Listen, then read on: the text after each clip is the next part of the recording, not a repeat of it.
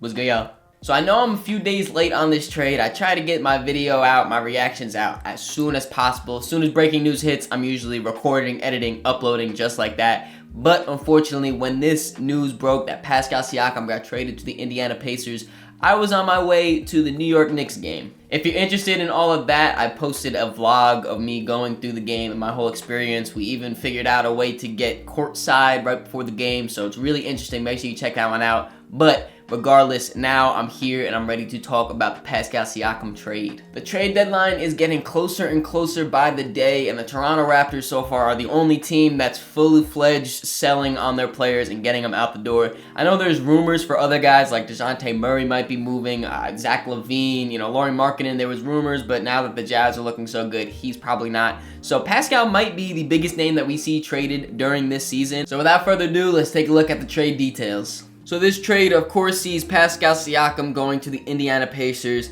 with the Raptors getting back Bruce Brown, Jordan Nwora, Kira Lewis Jr. from the Pelicans, alongside this year's first-round pick from Indiana, this year's first-round pick from the Clippers or the OKC Thunder, whichever pick is worse, and then also a 2026 top 4 protected pick from the Pacers. For those of you wondering how Kira Lewis Jr. and the Pelicans are involved in this trade, they basically just shipped away Kira Lewis to the Raptors to fill in some salary, and in exchange, they got just money, that cash money, that's it. As always, I'm going to start with the perspective of the team that acquired the star player, and that, of course, is the Indiana Pacers. And this was an interesting trade because there was so many reports that the Raptors were really stern on either getting Bennedict Mathurin or Jarris Walker, and they ended up getting neither of them. The Pacers held their ground. They wanted to hold on to their young guys, and they did just that, only giving up Bruce Brown as their only rotational piece given away in this trade. And Bruce was having a pretty solid year for the Pacers. He was one of their best perimeter defenders, as he always brings that effort on that side of the ball.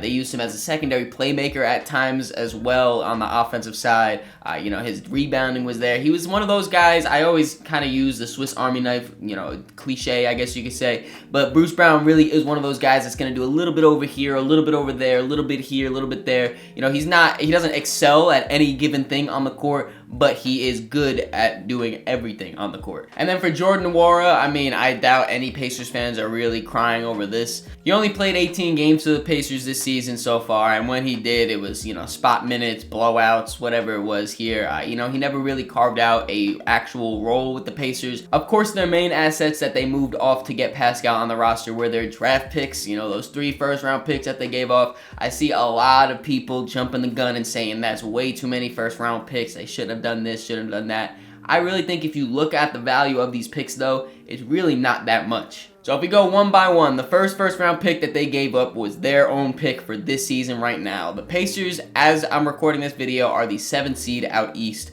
But it's separated seed 4 through seed 8 is separated by a half a game basically. So they can move up, they can move down, whatever. But regardless, I think they are a lock to make the playoffs, especially now adding in Pascal Siakam to this roster. They are a lock to make the playoffs. So that first round pick that they're giving away is going to be anywhere from pick 20 to pick 25-ish in that range. Late first round pick in a very weak draft class. The next pick they gave up was also from this season, but it is the worst of the Clippers pick or the Thunder pick. So whichever of those teams have the worst pick, that's what picks goes to the Rockets. So again, both those teams locked to make a playoffs, locked to almost make the Western Conference Finals. They're making deep playoff runs, both of these teams. So again, that pick is going to be anywhere from pick 25 to pick 30 in a weak draft class. And then the last pick, which is the pick that I see having the most value, is the 2026 pick from Indiana. And of course, you never know what goes on in this league. We've seen it happen before where teams trade away their draft picks to get, these superstars on their team. And then those superstars leave and those draft picks are super valuable. Of course, that could happen in Indiana. The difference with Indiana, though, is this is such a young team, minus Pascal, that I will have no doubt in my mind Tyrese Halliburton is going to get better. Bennedict Mathurin is going to get better. Andrew Nembhard is going to get better. They have a bunch of different young guys that are going to improve their play and keep this team afloat, at least at this level. I would assume, if you look 2 years in the future, this Pacers team is probably going to be at least this 7th seed and then some. So again, that leaves us with a draft pick that's going to land probably outside of the lottery in that same 20 to 30 range of the other picks. And then, of course, you have those people that are saying that this is a rental of Pascal Siakam since he's a free agency. They're already assuming that he doesn't want to re-sign.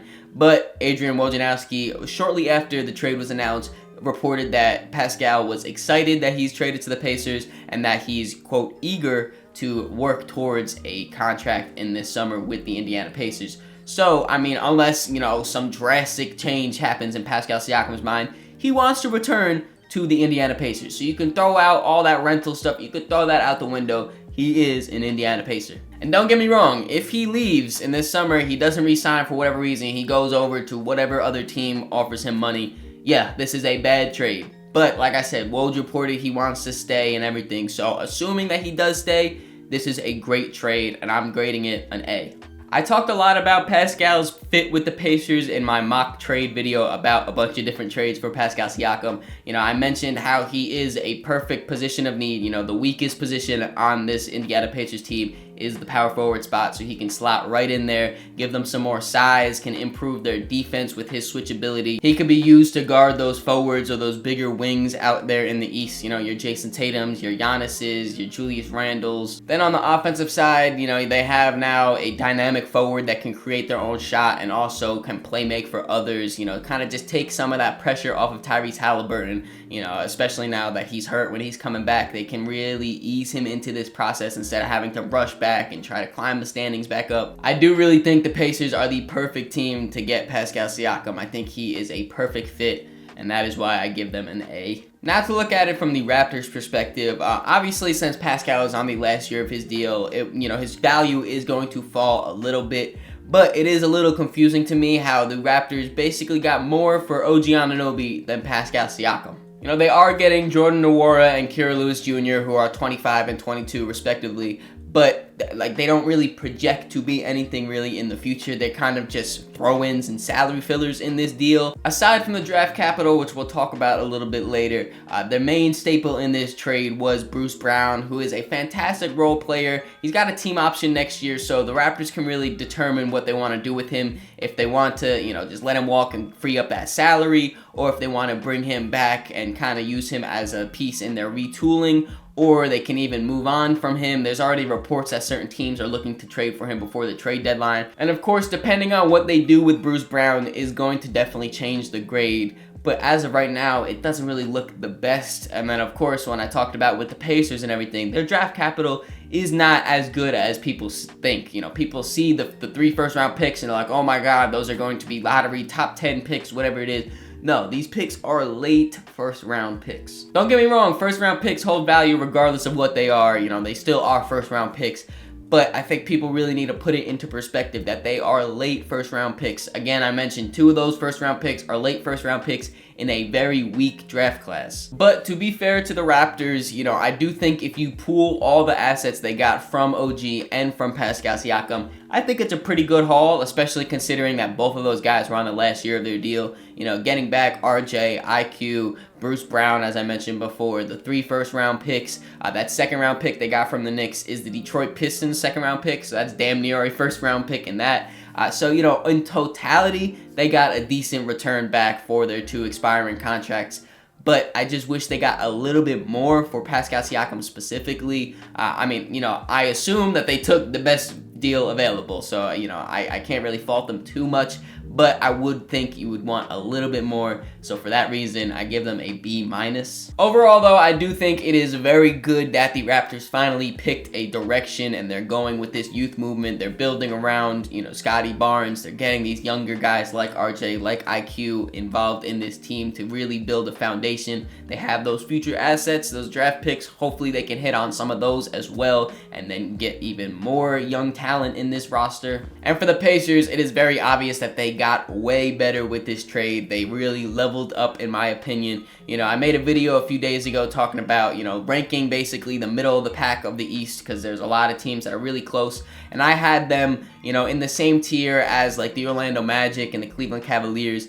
Now I have them bumping up a tier, and now I think they're really on par with the Miami Heat, with the New York Knicks. I think that they can really give any team in the East a run for their money in the first round, and depending on how that goes, propel them even further. Let me know what you guys think about the Pascal Siakam trade, though. You know, write down in the comments, give it a grade for each team. Let me know what your just all-around thoughts on it. Hope you guys enjoyed this video. If you did, make sure you leave it a like, subscribe so you don't miss the next one. In the description, there's links to all my social medias, so make sure you follow me on all those to keep up to date with me. Catch y'all.